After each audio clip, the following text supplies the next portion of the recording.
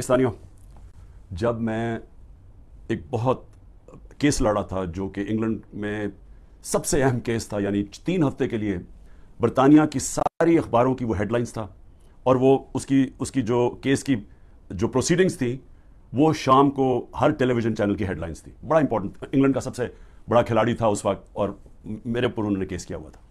تو میرا بھی جو وکیل تھا وہ برطانیہ کا مانا ہوا وکیل تھا، اس کا نام تھا سر جارج کامن، اور دوسری طرف اس کے پاس بھی برطانیہ کا ٹاپ وکیل تھا. تو سارا، کیونکہ میرا بھی نام تھا، ایئن بوتھم کا بہت بڑا نام تھا، تو اس وقت سارا جو انٹرسٹ تھا صرف سپورٹس میں نہیں، سب دیکھ رہے تھے اس کیس کو، اور یہ وکیل بھی ٹاپ کے تھے. مجھے ایک چیز یاد ہے، جب میں اپنی ایویڈنس اپنے وکیل کو بتا رہا تھا کہ کیس کیا ہے، سمجھا رہا تھا اس کو، تو اس نے میرے سے ایک بات کی. اس نے کہا دیکھو، میں تمہاری کوئی مدد نہیں کروں گا کہ تم نے عدالت میں جا کے کہنا کیا، میں کوچ نہیں کروں گا، یہ ہماری اخلاقیات کے خلاف ہے.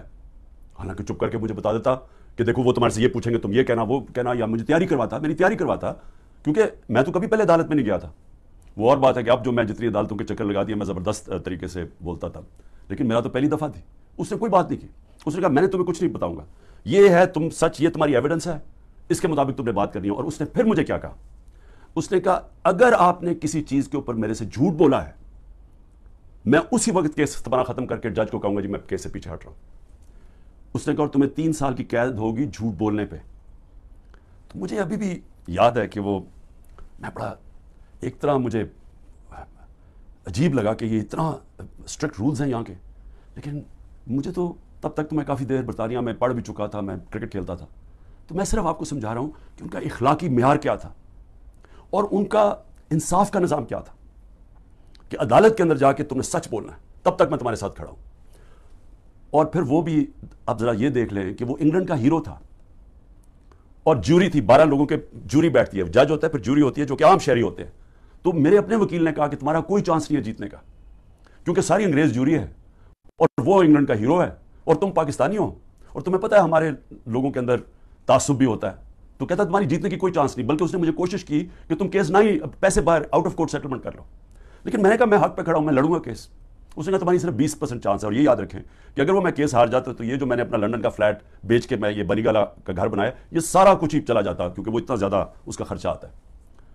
تو میں آپ کو آج یہ کہنا چاہتا ہوں کہ وہ معاشرے آج خوشحال، اور وہ معاشرے جدھر آج ہمارے لوگ کشتیوں میں ڈوب ڈوب کے پہنچنے کی کوشش کرتے ہیں، یعنی زندگی کا دوڑ پہ لگا کے، یعنی سمندر میں ڈوب جاتے ہیں لیکن وہ پہنچنا چاہتے ہیں ان ملکوں میں، تو اس کی وجہ یہ نہیں ہے کہ وہاں وسائل زیادہ ہیں. اس کی وجہ یہ ہے کہ وہ ہماری سے اخلاقیات پہ، ان کے مورل ویلیوز بہت زیادہ ہے. وہاں انصاف کا نظام ہے، جو میں بار بار میں نے تو پارٹی شروع یہ کی، وہ جب میں نے دیکھا ادھر، جو میں نے ان کے جو ملک دیکھے، تب میں نے فیصلہ کیا کہ ہم تو تباہ ہو جائیں گے، کیونکہ وہ اتنے زیادہ آگے نکل گئے ہمارے سے کہ ان کی اخلاقیات، ان کا جو امر بالمعروف ہے، ان کا وہ ہمارے نبی صلی اللہ علیہ وسلم کی جو وہ رحمت للعالمین ہے نا، جو میرے نبی کی سنت پہ چلے گا، کوئی بھی سنت اڈیپٹ کرے گا تو وہ تو ہر انسان کے لیے آئے تھے. تو انہوں نے جب کہا تھا کہ تمہارے سے پہلے بڑی قومیں تباہ ہوئی جدھر طاقتور جب جرم کرے تو اس کو نہ پکڑو اور صرف کمزور کو پکڑو، وہ یعنی طاقتور قانون سے اوپر ہو. اب اصولاً اس کو جیت جانا چاہیے تھا، کیونکہ میں تو پاکستانی تھا، وہ برطانیہ کا ہیرو تھا. لیکن انصاف کا نظام یہ تھا کہ پاکستانی جا کے وہاں کیس جیت جاتا ہے. اور یاد رکھیں کہ یہ روایت مدینہ کی ریاست سے ہمارے لیے، تب وہاں ایسا انصاف نہیں تھا. جب مدینہ کی ریاست بنی تو یہ مغربی ممالک میں کوئی انصاف نہیں تھا، وہاں بھی جنگل کا قانون تھا. ہم مسلمانوں کے اندر میرے نبی صلی اللہ علیہ وسلم نے وہ انصاف کا نظام لے کے آئے تھے کہ حضرت علی ایک یہودی شہری سے، جبکہ وہ خلیفہ وقت تھے، کیس ہار جاتے ہیں کیونکہ قاضی ان کے بیٹے کی گواہی قبول نہیں کرتا. سوچیں حضرت علی کا کیا مقام ہے. لیکن انصاف کا نظام دیکھیں، اور ایک اقلیت ایک خلیفہ وقت کو سے کیس جیت جاتی ہے. نبی صلی اللہ علیہ وسلم نے اس لیے کہا تھا کہ وہ قومیں تباہ ہو جاتی ہیں. یہ یاد رکھیں کہ ہم تباہی کی طرف جا رہے ہیں، کیونکہ طاقتور آج قانون سے اوپر ہے. اور میں اس لیے آپ کو یہ بات چیت اس لیے آج آپ سے کر رہا ہوں، اور میں آپ کو مثالیں دینے لگا ہوں کہ ہو کیا رہے ہیں. ہم تباہی کی طرف جا رہے ہیں، کیونکہ میرے نبی نے 1500 سال پہلے کہہ دیا تھا کہ طاقتور قانون چوری کرے تو اس کو بچ جائے، تو جو کمزور ہو وہی صرف جیلوں میں جائے.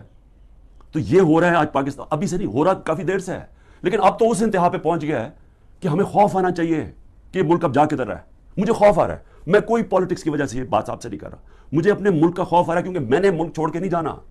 لوگ جو بھاگ جاتے ہیں ملک سے، یا جو اپنی، میرے بھی بڑا آسان ہے، اگر میں دنیا میں باہر جاؤں تو میں جا سکتا ہوں، میرے لیے تو عمران خان کے لیے دروازے کھلے ہیں. لیکن عام لوگوں کی میں آج بات کر رہا ہوں. آپ جب سب سن رہے ہیں, کتنے لوگ آپ باہر چلے جائیں گے؟ تو یہ تو وہ میرے نبی نے جو 1500 سال پہلے کہا, ہم تو وہ تیزی سے ادھر جا رہے ہیں. اور ہمارا وہ آج جو وہاں ہو رہا ہے, خیر اس پیمانے میں تو نہیں پہنچ سکتے کہ میرے نبی نے کہا میری بیٹی نے بھی جرم کیا تو اس کو سزا ملے گی, قانون سے اوپر کوئی نہیں. حضرت ابوبکر نے آتے ساتھ ہی پہلی سٹیٹمنٹ, میں انصاف قائم کروں گا, طاقتور کو قانون کے نیچے لے کے آؤں. حضرت عمر نے اپنے بیٹے کو سزا دلوائی اس نے جب قانون توڑا. ہم تو وہ ان کی امت ہیں جو دنیا کے سب سے عظیم لیڈر ہیں. اور آج یہاں جو ہو رہا ہے, وہ ملک جو اسلام کے نام پہ بنا تھا, ہمیں شرم آتی ہے, دنیا ہمیں دیکھتی ہے, ہمیں شرم آتی ہے کہ یہ ہو کیا رہا ہے اس ملک کے ساتھ. مولانا رومی سے جب پوچھا کہ قوم کیسے مرتی ہے جو ہم آج نیچے جا رہے ہیں, تو انہوں نے کہا جب وہ اچھے اور برے کی تمیز ختم کرتی ہے, جب وہ امر بالمعروف سے ہٹ جاتی ہے, جب وہ طبقہ جو ملک کا سب سے بڑا جرم کرنے والا طبقہ ہے, جب اس کو ہم اوپر بٹھا دیتے ہیں, کیونکہ ایک آدمی فیصلہ کرتا ہے بند کمروں میں, تکبر سے بھرا ہوا, پاور اتنی اس کے پاس, وہ بڑے زوروں شوروں سے فیصلہ کر رہا ہے کہ جناب عمران خان کو ہٹا کے تو میں نے ان کو, اور شہباز شریف سے تب سے اس کی بات چیت چل رہی تھی جنرل باجوہ کی. اب تو آج خواجہ آصف کا بیان آ گیا کہ ابھی ایک سال میری گورنمنٹ کو نہیں ہوا تھا, وہ کہتا تب سے سوچ رہا تھا کہ اس کو گرانے کا. بھائی تمہاری اس کی حیثیت کیا تھی؟ الیکٹ کر کے میں آیا ہوں, پبلک کے ووٹ سے میں آیا ہوں, ذمہ داری میری ہے, لیکن اس نے فیصلہ کر لیا. اور یہ یاد رکھیں کہ یہ جو آج ہو رہا ہے یہ ملک کے ساتھ, یہ سب سے بڑا جنرل باجوہ اس کا ذمہ دار ہے. آپ کو پتا ہے کہ جو ہم نے IMF میرے پاس آئی مل رہے ہیں, جو ہم نے, کیونکہ گورنمنٹ ڈیفالٹ کرنے جا رہی تھی اس لیے ان کو یہ $3 ارب IMF کا چاہیے تھا. IMF کی سٹینڈ بائی اگریمنٹ کی اس لیے ضرورت ہے کہ ہم ڈیفالٹ کرنے جا رہے ہیں. ڈیفالٹ کا مطلب یہ سمجھ جائیں کہ جس وقت پاکستان ڈیفالٹ کرتا, ہماری یہ جو معیشت کے ابھی حالات ہے اس لیے بالکل ہی بیٹھ جانا تھا, کیونکہ فنڈنگ بھی باہر سے ختم ہو جانی تھی, اور وہ نہیں ختم ہونی تھی جو پھر اس کے بعد مہنگائی آنی تھی. اور آج جو مہنگائی کا حال ہے, آپ تصور کریں نا کہ میں سارے تنخواہ دار طبقہ جو آج بیٹھا ہوا ہے, غریب لوگ, پینشنرز, مزدور, جو آج مہنگائی ہے, اگر ڈیفالٹ کرتا اس سے دگنی مہنگائی ہو جانی تھی. اس لیے ہم نے فیصلہ کیا, حالانکہ وہ سوچے 10,000 لوگ ہمارے جیلوں میں ہیں, عمران خان کے اوپر 180 کیس ہو چکے ہیں, پہنچ گئے ہیں 180 تک, ہماری سینئر لیڈرشپ جیل میں, لوگ انڈر گراؤنڈ میں گھر توڑ رہے ہیں ان کے, ہر قسم کا ان کی بزنسز بند کر رہے ہیں. اس کے باوجود اپنے ملک کے لیے ہم نے کہا ٹھیک ہم یہ اگریمنٹ کرتے ہیں تاکہ ملک نہ بیٹھے. لیکن سوال میرا کچھ اور ہے. میرا سوال یہ ہے کہ جدھر آج ہم کھڑے ہیں, کیا یہ جو اوپر حکمران ہیں ان سے ہمیں کوئی امید لگائی جا سکتی ہے؟ نہیں لگائی جا سکتی. کیوں؟ کیونکہ یہ اوپر بیٹھے اس لیے نہیں ہیں کہ انہوں نے ملک ٹھیک کرنے آئے ہیں. یہ میں آپ کو بتاؤں گا, یہ صرف اور صرف جو میں آپ کو 5 سال پہلے سے کہہ رہا تھا, یہ NRO والے لوگ ہیں جو میرے پیچھے صرف پڑے ہوئے تھے, سب اکٹھے ہو کے جی PDM بن گئی ہے, جی ڈیموکریٹک الائنس ہے. صرف مقصد ایک تھا کہ کسی طرح کرپشن کے کیسز سے یہ نکلے, اور میں اسی پہ چل رہا تھا.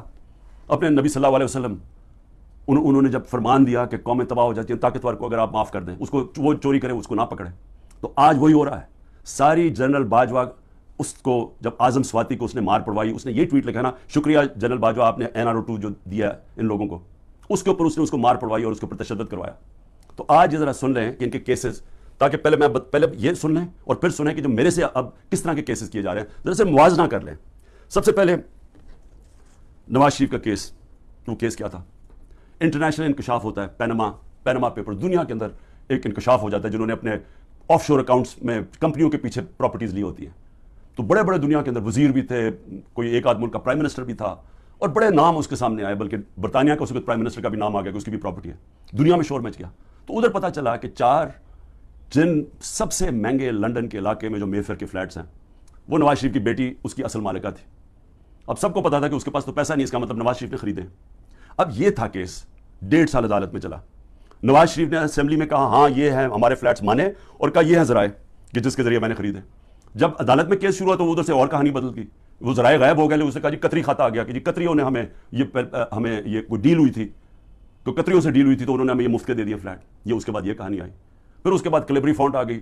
عدالت کے اندر مریم نواز نے جھوٹ بولا, کیونکہ وہ جو جس فونٹ جس سے جو لکھی گئے تھے کانٹریکٹ, جو اس نے اپنے بھائی کے ساتھ کانٹریکٹ دکھایا, وہ جو اگریمنٹ تھی وہ ابھی تک ایجاد ہی نہیں ہوئی تھی. جب اس نے وہ 2007 میں ہوئی, انہوں نے 2006 میں, کیونکہ جعلی کانٹریکٹ تھا, جھوٹ کی سیدھی 3 سال سزا ہوتی ہے, وہ کچھ بھی نہیں ہوا. اس کے بعد جناب سزا ہو گئی بعد میں ایون فیلڈ میں, اور پھر دوسرا نواز شریف کا تھا, وہ ایک اور اس کی جو سزا تھی ہل میٹل یا اس کی عزیزیہ مل تھی, اس کے اوپر, تو اس کو سزا ہو گئی, مریم نواز کو سزا ہو گئی. اب عدالت کیا کرتی ہے؟ اب یہ پوچھا کیا جاتا ہے, ذرا سنیں. وہ مان گئے کہ ہمارے فلیٹ ہیں. عدالت اب یہ پوچھتی ہے ان سے کہ جناب بتائیں, آپ ثابت کریں, نیب کو کہتی ہے کہ آپ ثابت کریں کہ یہ واقعی ان کے فلیٹ ہے. وہ رہ رہے ہیں وہاں 30 سال سے یا 25 سال سے, مان گئے ہمارے فلیٹ ہے، لیکن عدالت کہتی ہے نیب کو کہ آپ ثابت کریں کہ کیا واقعی ان کے فلیٹ ہے. کیسے کوئی ثابت کر سکتا ہے؟ اگر آپ نے آف شور اکاؤنٹس بنائے ہوئے ہیں باہر ورجن آئلینڈس میں تو کوئی ثابت نہیں کر سکتا.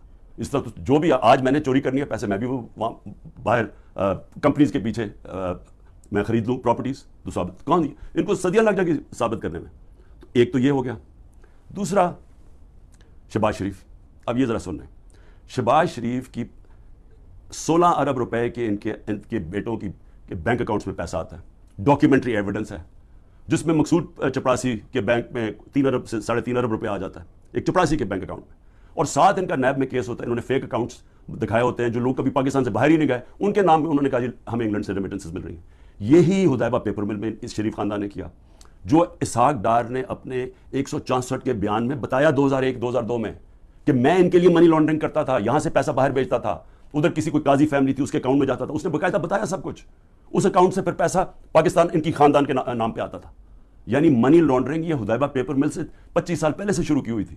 وہی شہباز شریف وہی پیٹرن کیا, وہی آصف زرداری کے فیک اکاؤنٹس میں وہی پیسے, یہاں سے فیک اکاؤنٹ سے پیسے باہر بھیجاؤ, ادھر سے دکھاؤ کہ جی منی ریمیٹنسز آئی ہیں اور وہاں سے پیسہ منگوا لو, باقی باہر رکھ دو. اصل پیسہ ان کا باہر پڑا ہوا ہے, صرف جو پیسے کی ضرورت پڑتی ہے وہ منگواتے ہیں یہاں. تو یہ اب آپ یہ سن لیں کہ یہ شہباز شریف کا کیس تھا. شہباز شریف بھی کیس سے نکل گیا, نواز شریف بھی کیس سے نکل گیا. شہباز شریف کیس سے کیسے نکلا؟ شہباز شریف کیس سے ایسے نکلا کہ انہوں نے پہلے تو جناب آتے ساتھ ہی ایف آئی اے کا سربراہ تبدیل کیا, کیونکہ جنرل باجوہ نے اس کو اوپر لا کے ہمارے اوپر مسلط کر دیا. جب انڈر ٹرائل تھا شہباز شریف اور اس کے بیٹے انڈر ٹرائل تھے, تو جب ہماری گورنمنٹ کرائی اس کو اوپر بٹھا دیا آ کے. اس نے آ کے آتے ساتھ ہی ایف آئی اے کا ہیڈ چینج کیا, اسے پرسیکیوشن کو چینج کیا, جو پروسیکیوشن تھی اس کو چینج کیا. انہوں نے جو پہلے انویسٹیگیشن کر رہا تھا مسٹیریسلی ڈاکٹر رضوان کو پہلے ہٹایا اور وہ ہارٹ اٹیک سے مر گیا. اس کے بعد مقصود چپراسی مر گیا ہارٹ اٹیک سے. ارشد شریف جس نے بڑی ڈیٹیلڈ اس کیس کے اندر کام کیا ہوا تھا, اس کے بعد تھوڑی دیر بعد اس کا قتل ہو جاتا ہے. اور کوئی جج بھی انویسٹیگیٹ نہیں کرتا کہ جناب ڈاکیومنٹری ایویڈنس والومز پڑی ہیں ان کی انویسٹیگیشن میں, وہ بھی ختم ہو جاتی ہے. ادھر سے نیب کا ہیڈ چینج کرتے ہیں. نیب کا ہیڈ جب چینج کرتے ہیں آفتاب سلطان, تو میں آج اس کو سلام کرتا ہوں کہ وہ جب آیا تو اس سے جب غلط کام کروانے کی کوشش کی اس نے کہا میں نہیں کرتا, اور اس نے ریزائن کیا. پھر ایک اور آدمی کو لے کے آئے جو موجودہ آدمی ہے, وہ سارے کیسز ان کے ختم. نیب بھی کیسز ختم, شہباز 8 ارب کے, اور یہ بھی کیس ختم. یہ جو 16 ارب روپے کے یہ جو ایف آئی اے کے کیس اب وہ بھی ختم ہو کیونکہ اپنے لوگوں پر بٹھا دیے.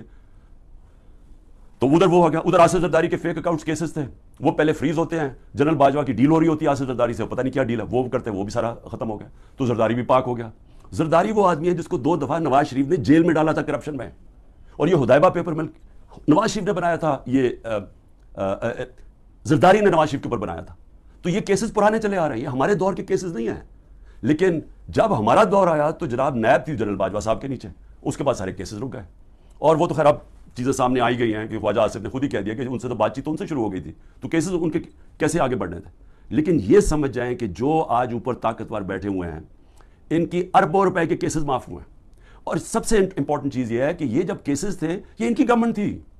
جو حمزہ شہباز اس ملک سے بھاگا ہے وہ تو جب ایف آئی اے کا کیس آیا وہ جب ہماری گورنمنٹ تھی.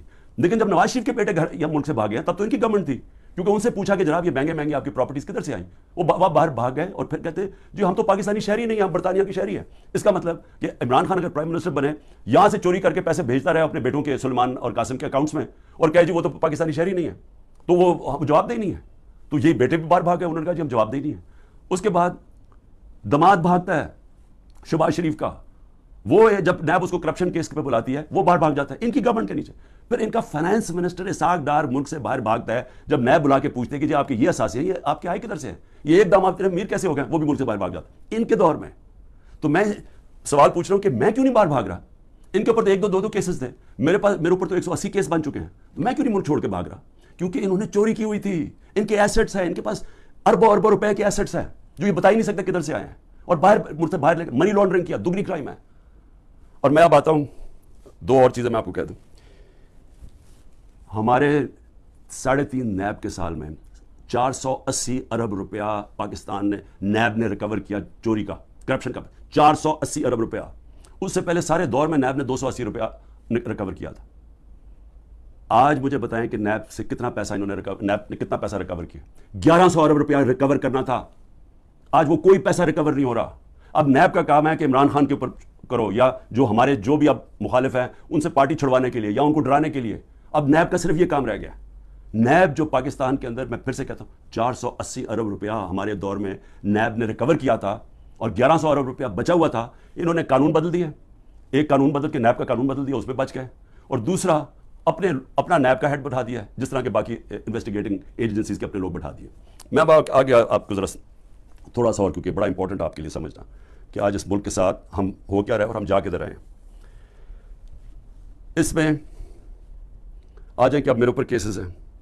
میرے اوپر انہوں نے جس طرح میں نے کہا 180 کیسز کیے ہوئے ہیں، لیکن میں اب ان میں ذرا آپ کو بتانے لگا ہوں کہ یہ کون سے یہ کیسز یہ 6 مختلف ٹائپ کیسز میرے اوپر کیے ہوئے ہیں. تو میں ذرا سمجھ جائے کہ یہاں اربوں روپے کی چوری ہے اور 30 سال پرانے سے کیسز ان کے اوپر ہوتے آ رہے ہیں. مشرف نے NRO دیا، ادھر بچ گئے. آصف زرداری کی کیس تھی، اس نے سرے مال خریدا ہوا تھا، وہ انہوں نے جا کے پورا کیس کر کے جب وہ بکا سرے مال، پیسہ پاکستان آنا تھا، NRO دے دیا، وہ پیسہ اپنے پاس رکھ لیا. $60 ملین سوئٹزرلینڈ میں پڑے ہوئے تھے، وہ پاکستان نے کیس کیا، وہاں وہ پیسہ پاکستان آنے لگا تھا، NRO دیا، وہ واپس چلے گئے.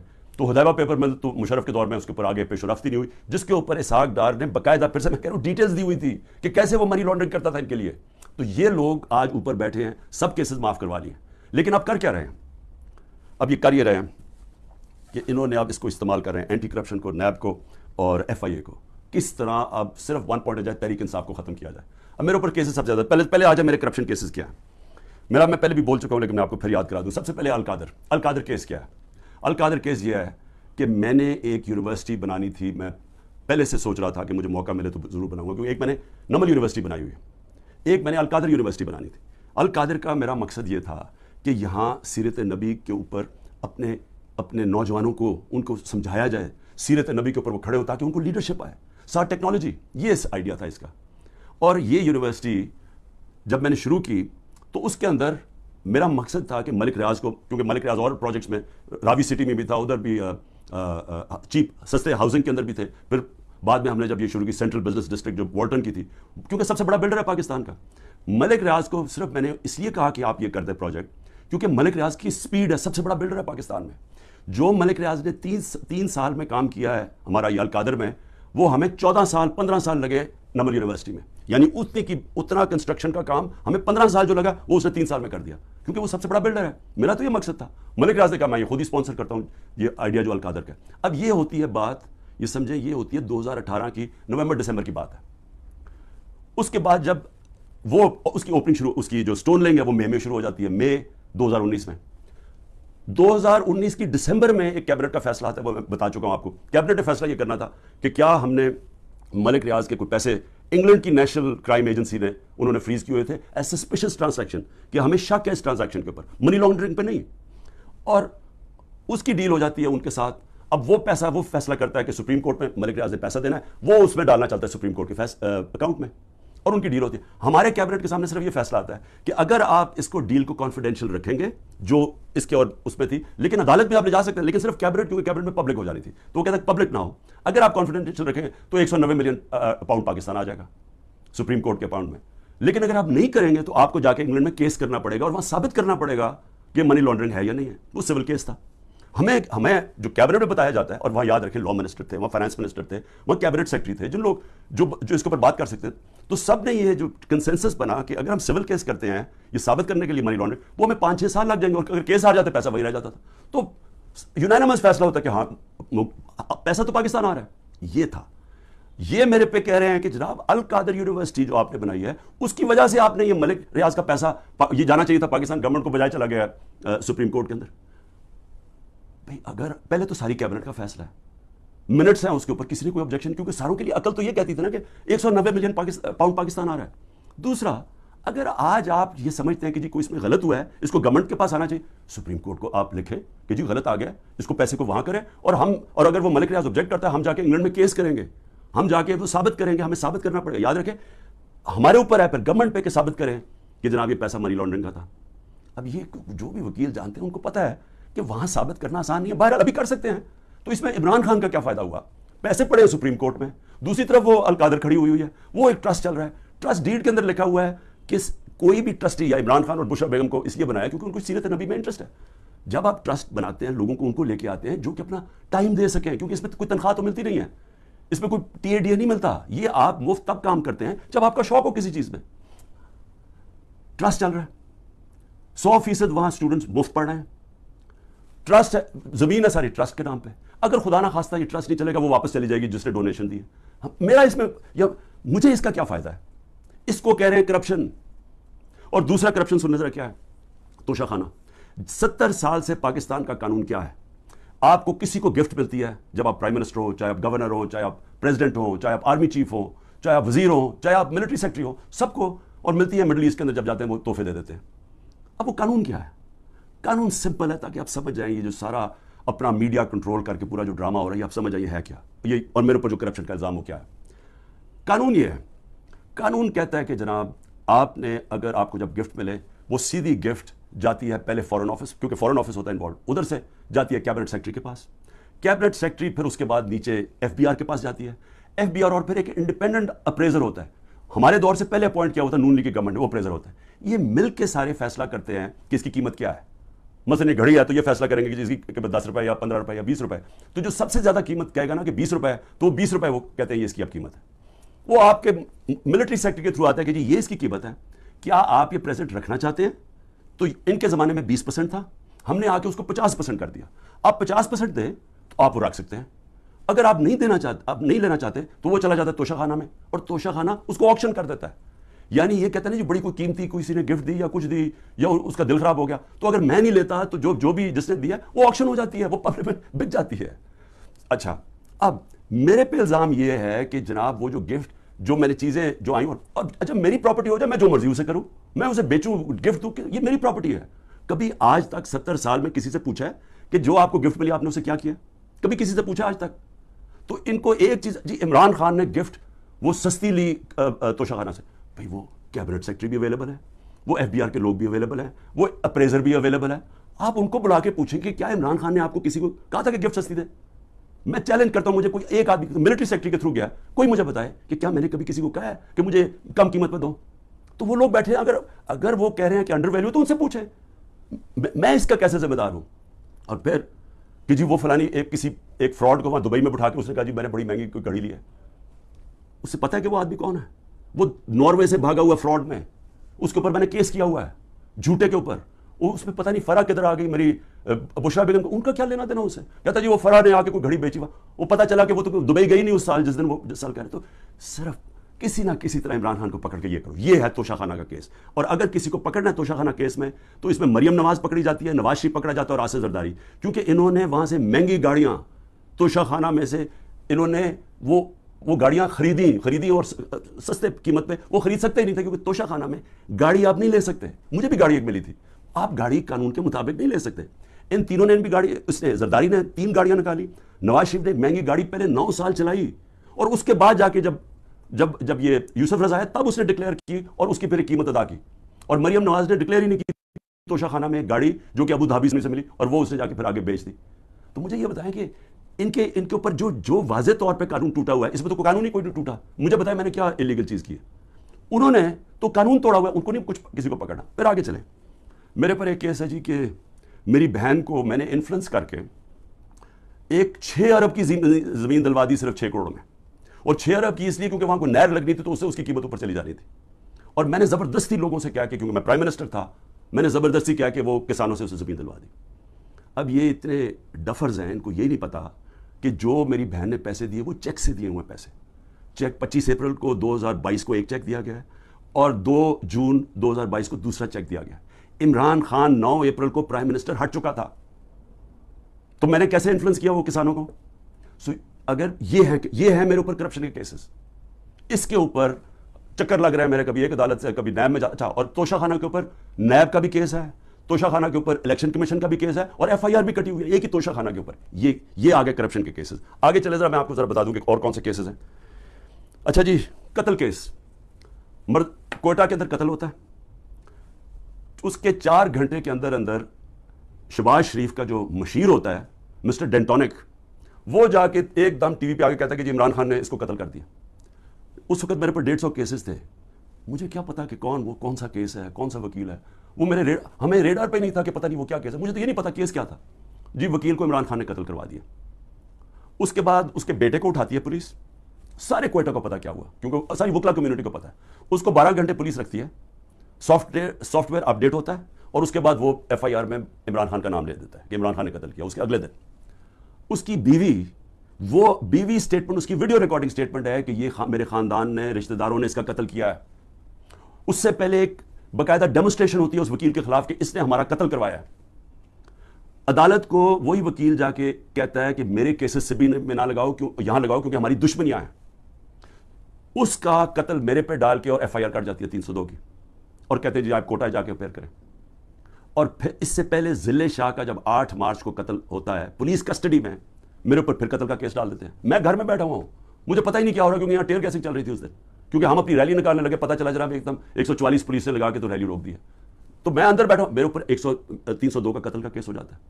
3 دن کے بعد جب ضلع شاہ کا پوسٹ مارٹم ہوتا ہے اور پتہ چلتا ہے کہ 26 جگہ اس کے اوپر تشدد کر کے اس کو قتل کیا. اب اس کے بعد پولیس پھنس جاتی ہے. پھر کیا کرتی ہے, نہیں جی وہ ایکسیڈنٹ ہوا ہے, اور ایکسیڈنٹ میں بھی پھر مجھے کسی بات ہے کہ جی میں نے کوئی انفارمیشن نہیں دی, ایک اور ایف آئی آر کٹ جاتی ہے. تو میں آپ کو صرف یہ بتا رہا ہوں کہ یہ جو قتل کرنے کا کیس ہے, یہ یاد رکھیں کہ یہ پہلے سے یہ جو اوپر بیٹھے ہوئے ہیں یہ پرانے گاہک ہیں, یہ لوگوں کو قتل کروانے کے یہ ہیں, یہ شہباز شریف خاص طور پہ, اور یہ جو لوگوں کے اوپر جھوٹے کیسز کرنے کے یہ ماسٹر ہیں اس کے. میں اب بات کر رہا ہوں یہ جب 97 سے 99 تک یہ شہباز شریف جب چیف منسٹر تھا اور بھائی صاحب اوپر پرائم منسٹر تھے, ذرا یہ چھوٹی سی ایک عابد باکسر نے اس کے اوپر کہا ہوا ہے ڈاکیومنٹری, وہ سنیں. میں سچو سبزہ زار تھا اس وقت, مجھے ایک سینئر افسر نے بلایا اور کلیئر یہ کہا کہ چیف منسٹر پنجاب شہباز شریف صاحب یہ 5 بندے سبزہ زار میں مروانا چاہتے ہیں. میں نے انکار کیا. میرے انکار کے بعد یہ ڈیوٹی انہوں نے اپنے لیفٹ ہینڈ, رائٹ ہینڈ نہیں لیفٹ ہینڈ عمر ورک کی لگائی, اور وہ عمر ورک نے 5 سبزہ زار میں بندے وہ قتل کیے. اس سے پہلے میں آپ کو بتا دوں کہ گارڈین کے اندر ایک آرٹیکل چھپتا ہے, یہ جب 97 سے 99 تک تھا شہباز شریف. آرٹیکل کیا ہے, اس میں کہتا ہے 850 ایکسٹرا جوڈیشل کلنگ پولیس مقابلے میں لوگوں کو مروایا جاتا ہے جب شہباز شریف چیف منسٹر تھا. اور اس کے اندر وہ ایمنسٹی انٹرنیشنل کنفرم کرتے ہیں کہ یہ بالکل ٹھیک ہے کہ پولیس انکاؤنٹر کے ذریعے شہباز شریف نے اس کے دور میں لوگ مروائے گئے. اب ذرا یہ سنیں کہ عابد باکسر کیا کہتا ہے. پنجاب میں جعلی مقابلوں کے لیے پولیس انسپیکٹرز کو کیسے مجبور کیا جاتا ہے. انکاؤنٹر اسپیشلسٹ عابد باکسر کی نئے ویڈیو میں سنسنی خیز انکشافات. مجھے حراست میں لے کر جھوٹے مقدمات میں نامزد کیا گیا, یہ ان کی جانب سے کہا گیا. کچھ چیزیں جو میڈیا اور پبلک کے سامنے لانا چاہتا ہوں کہ کس طرح شہباز شریف صاحب لوگوں کے ریکارڈ بنواتے ہیں, کس طرح انہیں جعلی پولیس مقابلے میں مارا جاتا ہے, کس طرح لوگوں کی جائیدادیں ہتھیاری جاتی ہیں. یہ تمام چیزیں میں آج پبلک کے سامنے رکھوں گا تاکہ وہ اس کا فیصلہ کر سکیں. میں 99 میں بطور ایس ایچ فیکٹری تعینات تھا. میرے ماموں ایک رقبہ باغ بچا کی ملکیت کے دعویدار تھے. میاں صاحب اس کو خریدنا چاہتے تھے لیکن قیمت میاں صاحب کی مرضی کی ڈیسائیڈ نہیں ہو رہی تھی, جس کے بعد میاں صاحب نے اس کو ہتھیانے کا فیصلہ کیا. لیاقت نام کے مالی کو مدعی بنا دیا گیا, اور مدعی بنانے کے بعد اس کو ایک پرچہ دے دیا گیا کہ یہ تمام رجسٹریاں باغ بچا کی جو ہے یہ جعلی اور بیک ڈیٹنگ ہے. اور ایک فکرہ لکھوا دیا گیا کہ میرے ماموں ظفر عباس نے مالی کو دھمکی لگائی ہے کہ میں عابد باکسر سے تجھے مروا دوں گا. یہ جو بات یا یہ جو لائن ہے اینٹی کرپشن لا کے مطابق کوئی جرم نہیں بڑھتا. زیادہ سے زیادہ اگر ہوتا تو 506 کا پرچہ میرے ماموں کے خلاف درج ہو سکتا تھا. میرے ماموں پہ پریشر ڈالا گیا, میرے ماموں یہ پریشر برداشت نہ کر سکے اور وہ بچوں کے ساتھ بیرون ملک چلے گئے. میاں شہباز شریف صاحب کے حکم پر مجھے معطل کر دیا گیا. معطل کرنے کے بعد مجھے گرفتار کر لیا گیا. گرفتار کرنے کے بعد مختلف تھانوں میں مجھے زیر حراست رکھا گیا. اس کے بعد ایک لیٹر حمزہ شہباز کا جو منظر عام پہ آیا, تمام پاکستان کے اخبارات میں چھپا. اس میں اس نے فواد صاحب کو لکھا کہ عابد باکسر کے خلاف سخت ترین ایکشن لیا ہے, اور ایک فقرہ آخر میں لکھا please note it that we are not in the habit of listening the word legal اور انلیگل. اس کے بعد مجھے اچھا جی, اب یہ ذرا سمجھ آئیں کہ جو قتل, اور اس نے شہباز شریف نے ایک اور میرے اوپر الزام لگا دیا کہ میں آرمی چیف کو اب قتل کروانا چاہتا ہوں, کہ میں پلان کر رہا ہوں آرمی چیف کو قتل کروانے کے لیے. اور اس دیکھیں وہ جو ہوتا ہے نا, وہ کہتے ہیں کہ ایک انگریزی میں کہ takes a thief to catch a thief, یعنی چور جو ہوتا ہے وہ چور کو پکڑ سکتا ہے کیونکہ چور چور کی طرح سوچتا ہے, کیونکہ یہ ساری زندگی یہ جرائم پیشہ لوگ ہیں, یہ اس کو پتا ہے کہ عمران خان کوئی قتل نہیں کروانا ہے, ان کو پتا ہے کہ نہ میں سب کو کوئٹہ کو پتا ہے نہ میں نے اس کو قتل کروایا نہ یہ ضلع شاہ کو, لیکن یہ جھوٹے الزام لگانے کے یہ ماسٹر ہے. اچھا یہ قتل یہ ہو گیا جب مرڈر کیسز, یہ میرے پاس ایک ایف آئی آر ادھر کی کٹی ہوئی ہے اور ایک انہوں نے ضلع شاہ کے اوپر اور چینج کر کے کٹوا دیا. پھر آ جائے جی دہشت گردی. زیادہ تر اب میرے پر کیس دہشت گردی کی عدالتوں میں. اب وہ دہشت گردی کے کیسز کیسے ہیں, 9 میں سے پہلے کیسز ہیں. وہ کیسز کیا ہے جناب, میں کوئی ڈیمونسٹریشن ہو رہی ہے, کوئی مظاہرہ ہو رہا ہے پی ٹی آئی کا, کوئی مظاہرہ میں کوئی انسیڈنٹ ہوتا ہے جناب عمران خان کے اوپر دہشت گردی کا کیس. ایک الیکشن کمیشن کے باہر مظاہرہ ہو رہا ہے, اس کے اندر کچھ آپس میں کچھ ہوتا ہے, مجھے کیا پتا, عمران خان کے اوپر دہشت گردی کا پرچہ. مریم نواز کی ویڈیو ہیں سب کے پاس کہ یہ جا کے یہ جب اس کی پیشی ہوتی ہے نیب کے اندر تو پتھراؤ کرتے ہیں نیب کے اوپر, گاڑی بھری ہوتی ہے جس میں پہلے پتھر لے کے جاتے ہیں, پتھراؤ ہوتا ہے. کوئی کیس ہوا اس کے اوپر, کوئی دہشت گردی کا کیس ہوا, کوئی کیس ہوا. تو کچھ بھی ہوتا ہے कोई डेमोन्स्ट्रेशन की इमरान खान के ऊपर दहशतगर्दी का। अच्छा, फिर 9 में आ जाए, 9 मई के बाद मेरे ऊपर एक और बारिश हो गई, केस होगी। अब हर रोज कोई नया केस आ जाता है कि वो जो मियाँ वाली में वो जो जहाज जलाया गया था, वो उसमें भी इमरान खान के ऊपर दहशतगर्दी का केस है। सारी जगह केसेस आ गए। अब ये पहले 9 मई को क्लियर कर दें। 9 मई को पाकिस्तान के सुप्रीम कोर्ट ने कहा कि जो इमरान खान को 9 मई को अगवा किया गया था वो गैर कानूनी और गैर आईनी था। ये सुप्रीम कोर्ट का फैसला है। अब मजलूम मैं हूं, मुझे उठाया जा रहा है एक दहशतगर्द, एक मुजरिम की तरह वहां से डंडे मार के। रेंजर्स नहीं, कमांडोज थे, क्योंकि जो मेरे 4-5 कमांडोज थे वो तो एकदम पहचान गए कमांडोज थे। कमांडो एक्शन में जो मुझे वहां से उठाया गया, मैं सवाल ये पूछता हूं कि किस पाकिस्तान के पॉलिटिकल लीडर को इस तरह की उसको जलील किया गया? लोगों को मारा गया, वहां के स्टाफ को मारा गया, जो वहां स्टाफ बैठा हुआ था रजिस्ट्री ऑफिस का, हाई कोर्ट का स्टाफ, वकीलों को मारा गया, डंडे मारे गए। वो बेचारे 4-5 गार्ड्स थे इतने ज्यादा, उन्होंने उनको मारा, मेरे लगा डंडा, जिस तरह मुझे पकड़ के लेके गए। अब सबसे पहले तो ये याद रखें कि ये गैर आईनी और गैर कानूनी था, जलील किया मुझे। उसके ऊपर जो रिएक्शन आया वो आना था। सबसे बड़ी पार्टी है पाकिस्तान की, तो क्या लोगों को जो देख रहे थे, और सिर्फ रिएक्शन यहां नहीं आया, जिधर पाकिस्तानी इंटरनेशनल था वहां सारी जगह रिएक्शन आया। रिएक्शन आना था क्योंकि लोग मुझे 50 साल से जानते हैं, तो जो लोगों ने देखा अपनी आंखों के साथ उसके ऊपर रिएक्ट ही करना था। तो मजलूम यानी जुल्म मेरे पे होता है, मेरे लोगों बिल्कुल उनकी जायज होती है कि वो आके पुरअमन एहतजाज करें, क्योंकि कानून इजाजत देता है। एक नाइंसाफी होती है, उसके ऊपर पुरअमन एहतजाज करते हैं। और सिर्फ पाकिस्तान, फिर से मैं कहता हूं, अब इंटरनेशनल जो होता है, क्या वहां भी वो गलत लोग निकले थे? उस सब को एक बस जनाब फौज के खिलाफ कुछ हो गया, शोधा के खिलाफ कुछ हो गया, उसको उस मद में डाल के कि वो बात नहीं करता कि वहां गोलियां चलाई गई, नहते लोगों को मारा गया। 25 लोग कम से कम इन्होंने मारे हैं, क्योंकि हमें पूरी तरह पता नहीं है। जो पुलिस ने 25 लोगों को गोली कत्ल किया, शहीद किया। मैं कहता हूं क्योंकि पुरअमन एहतजाज हक के लिए, नाइंसाफी के खिलाफ खड़ा होना तो हमारा हक है, उसके ऊपर लोगों को कत्ल किया गया और वो शहीद हैं। जो इंसाफ के लिए खड़ा होता है उसको शहीद कहते हैं। 16 के पास हमारी एड्रेसेस हैं, जो 16 जो उनके रिश्तेदार हैं उनके ऊपर चढ़ाई कर दी। वो बेचारे डरे हुए बैठे हैं, मुश्किल से नाम दे रहे हैं। जो बाकी 8-9 हैं वो हमें बता ही नहीं रहे, क्योंकि वो डरे हुए अंडरग्राउंड चले गए हैं। इस तरह इन्होंने, जिस तरह ज़िले शाह के घर सारी पहुंच गई थी इनकी सारी पंजाब के IG और सारे, और उसे जब उसकी बॉडी थी तो उसको कहा जी ये एक्सीडेंट हुआ, ज़मीन पे पड़ा, ये मिला है साइड पे। जो सारे बॉडी के ऊपर जो पोस्टमार्टम में तशद्दुद के, क्योंकि कभी एक्सीडेंट में भी तशद्दुद होता है, तो सारी पुलिस पहुंच गई और वो बेचारे पीछे सहम गए। उसी तरह सारे जो उनके रिश्तेदार है जो हुआ है वो सारे सहम गए। 9 का हमें पता नहीं चल रहा, और 16 जो हैं उनको वो दे नहीं रहे, उनको रिपोर्ट नहीं दे रहा है, उनको पोस्टमार्टम नहीं कर रहे। तो पहले तो उनको कत्ल किया, शहीद किया, उसके बाद उन्हीं के ऊपर दबाव डाल दिया, जो मजलूम है उन्हीं के ऊपर डाल दिया, केसेस भी उनके ऊपर कर दिए। उसके अलावा जो टोटल गोलियां लगी हैं वो 100 से 200 गोलियां लगी हैं। जो हॉस्पिटल में पड़े हुए थे उनको उठा के जेलों में ले गए, जिनको गोलियां लगी थी।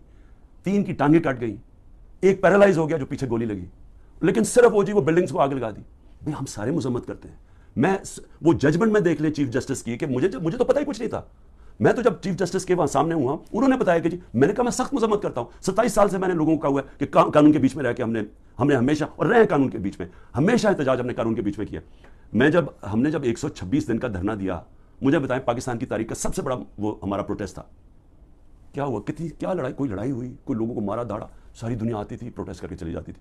मैंने कोई 70 जलसे किए पावर से निकलने के लिए, सब तारीख में सबसे बड़े जलसे हुए। कोई बताएं कोई किसी किस्म का इंतशार हुआ? मुझे गोलियां लगी तो कोई बिल्डिंग जलाई गई? तो ये जो हुआ है, हम बार बार कह रहे हैं कि जी इसकी इंडिपेंडेंट इन्वेस्टिगेशन करवाएं। हर चीज की हमेशा इंडिपेंडेंट इन्वेस्टिगेशन होती, हमारा कुछ सुन ही नहीं रहा। हमारे पास जो एविडेंस है कि ये लोग अंदर घुसाए हुए थे जिन्होंने जाके ये जो जलाई है, मैं चैलेंज करता हूं कि ये जो हुआ है कोर कमांडर का घर, इसके ऊपर सही इन्वेस्टिगेशन हो, आपको पता चलेगा कि पीछे कितनी बड़ी साजिश हुई है। ये सबसे पहले तो पंजाब पुलिस IG पुलिस से पूछे। जब कैपिटल हिल के अंदर वाशिंगटन में जब ट्रंप के सपोर्टर्स चढ़ गए, सबसे पहले उन्होंने पुलिस चीफ को खारिज करवाया, उससे फारग किया। तो इससे क्यों नहीं कोई पूछ रहा? ऊपर से ये कह रहे जी इमरान खान मिलिट्री कोर्ट में, इमरान खान इसमें मुलव्वस था। तो इन्होंने तो पहले से प्लान बनाया हुआ था कि इसको इस्तेमाल करना है एक पूरी जमात को, जो सबसे बड़ी जमात को खत्म करने के लिए। और ये पूरी कोशिश कर रहे हैं कि जो लोगों को जेलों में डाला, जो कर रहे हैं लोगों से, यानी मैं कभी नहीं समझता था कि ये मुल्क इतना नीचे चला जाएगा, कि हमारी अखलाकियात इतनी गिर जाएगी।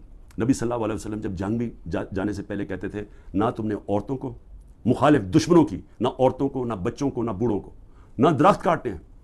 यानी इतना दुश्मनों के खिलाफ था। जो हमारे साथ हो रहा है, और ना औरतें देखते हैं, ना बच्चे देखते हैं, ना उनकी बिजनेसेस देखते हैं। जिस तरह का उनके रिश्तेदार, उनके जानने वाले सबके ऊपर पहुंच जाते हैं। یعنی ایسی کبھی میں نے اس طرح کا ظلم نہیں دیکھا جو ہمارے خلاف اس وقت ہو رہا ہے.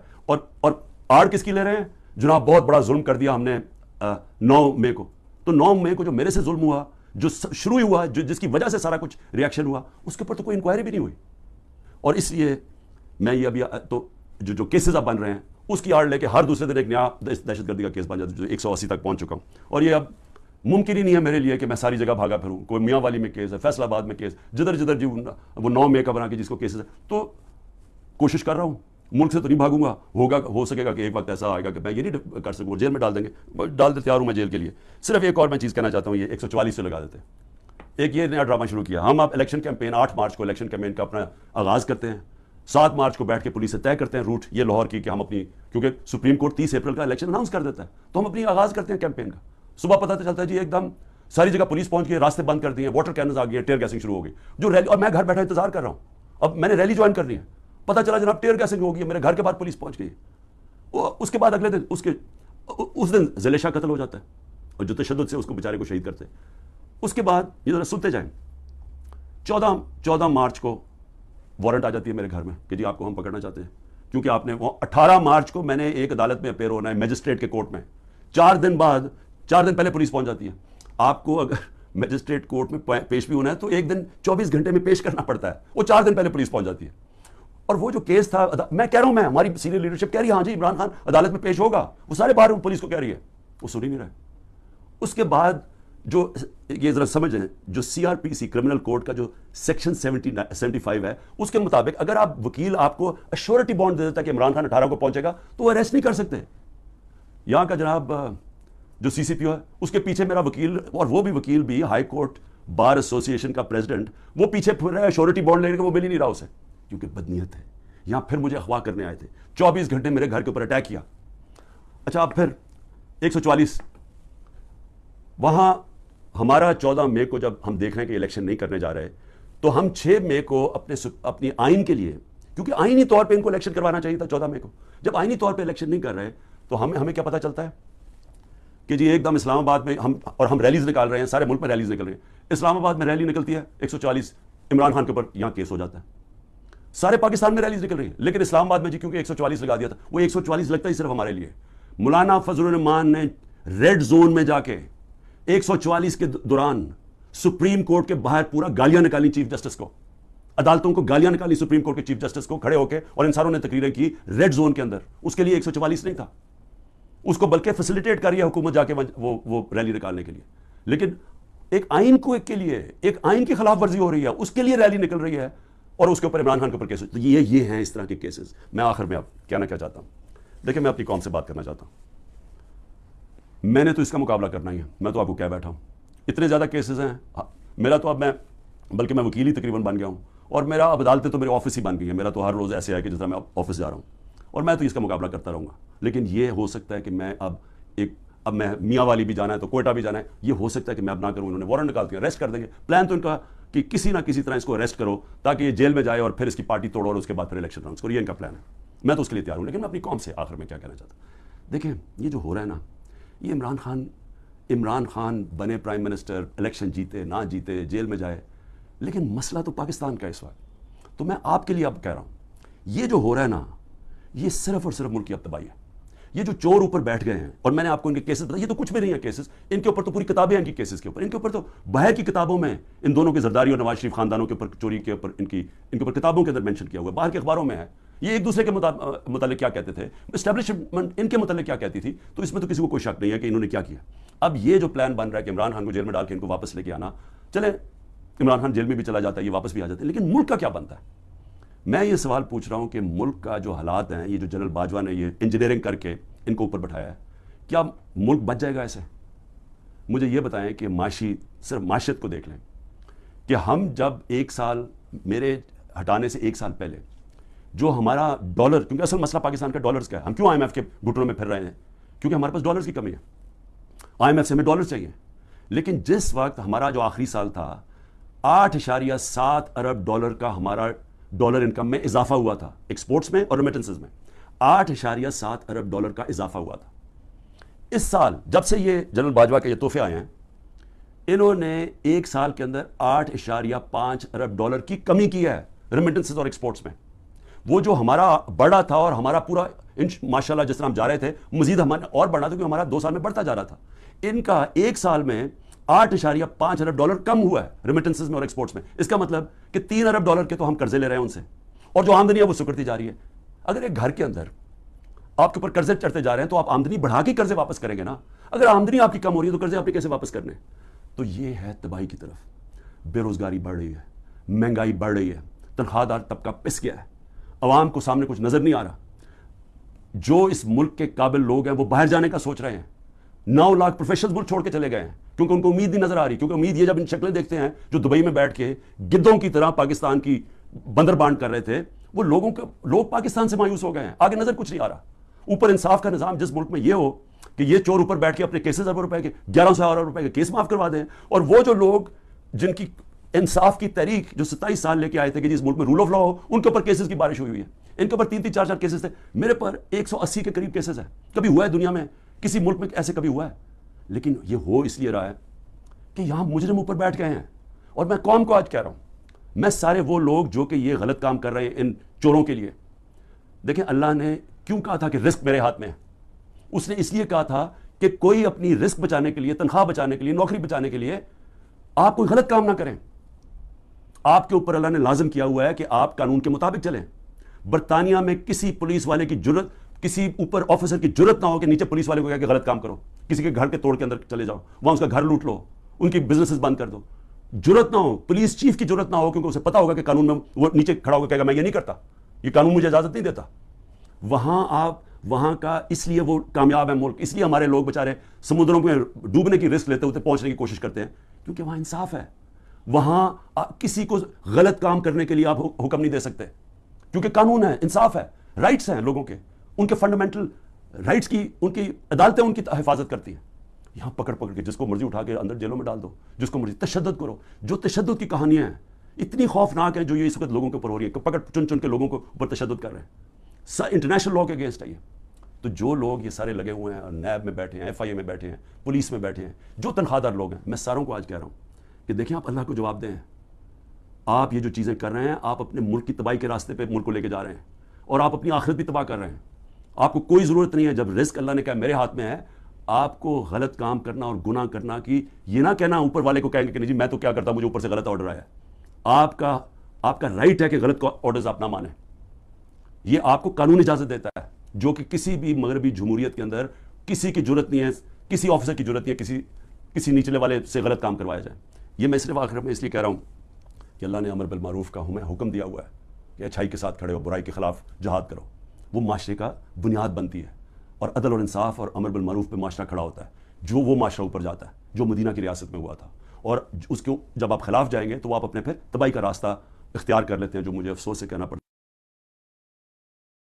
اینڈ پوائنٹ کی ایک اور ویڈیو میں خوش آمدید. نجی چینل جیو نے جھوٹی خبریں چلانے کی روایت برقرار رکھتے ہوئے ایک مرتبہ پھر چودھری پرویز لائی کے خلاف جھوٹی خبر چلائی, جس پر مونس لائی سمیت سوشل میڈیا صارفین نے سخت رد عمل کا اظہار کیا ہے. گزشتہ روز جیو نیوز نے خبر چلائی کہ چودھری شجاعت حسین نے سابق وزیر اعلیٰ پنجاب پرویز لائی سے ملاقات میں انہیں پاکستان تحریک انصاف چھوڑنے کا مشورہ دیا, جس کے بعد پرویز لائی نے کہا کہ مونس الہی نے مجھے کہاں پھنسا دیا ہے. پرویز لائی تحریک انصاف چھوڑنے کے لیے تیار ہو چکے ہیں, لیکن مونس لائی نہیں مان رہے. خاندانی معاملات کے باعث مونس لائی اعلان کرے تو ہی بہتر ہوگا. اس پر مونس لائی بھی میدان میں آ گئے. انہوں نے کہا کہ پرویز لائی نے ایسا کچھ نہیں کہا, جیو نیوز جھوٹ بول رہا ہے, اب جیو فیکٹ کہاں ہے. اس پر ایک اور صارف نے لکھا کہ یہ جو مرضی جھوٹی خبریں چلائے, ہمیں پتا ہے کہ چودھری ڈٹ گیا ہے. وفا کے ہر راستے کا مسافر گواہی دے گا کہ چودھری کھڑے تھے. ایک اور صارف نے لکھا کہ جیو نیوز PDM کی 15ویں جماعت ہے, اس لیے وہ کچھ بھی کہہ سکتے ہیں. ایک اور صارف نے لکھا کہ یہ وہی جیو ہے جو ریاست کے خلاف پروپیگنڈا کرتا تھا, ملک دشمنی کا ٹرینڈ چلاتا تھا, اور آج اسی جیو نیوز پر محب وطن لوگوں کو غدار ثابت کیا جا رہا ہے. ایک اور صارف نے لکھا کہ ناساز طبیعت کے باوجود پرویز لائی نے ہمت اور حوصلے سے ڈٹنے کی مثال قائم کی ہے. ان سب لوگوں سے تو 1000 درجے بہتر ہے جو 2 دن بعد ہی پریس کانفرنس کر کے چلتے بنے. دوستو اگر ویڈیو پسند آئی ہو تو لائک کرنا مت بھولیے گا. جو لوگ پہلی مرتبہ آئے ہیں وہ چینل کو سبسکرائب کر لیں.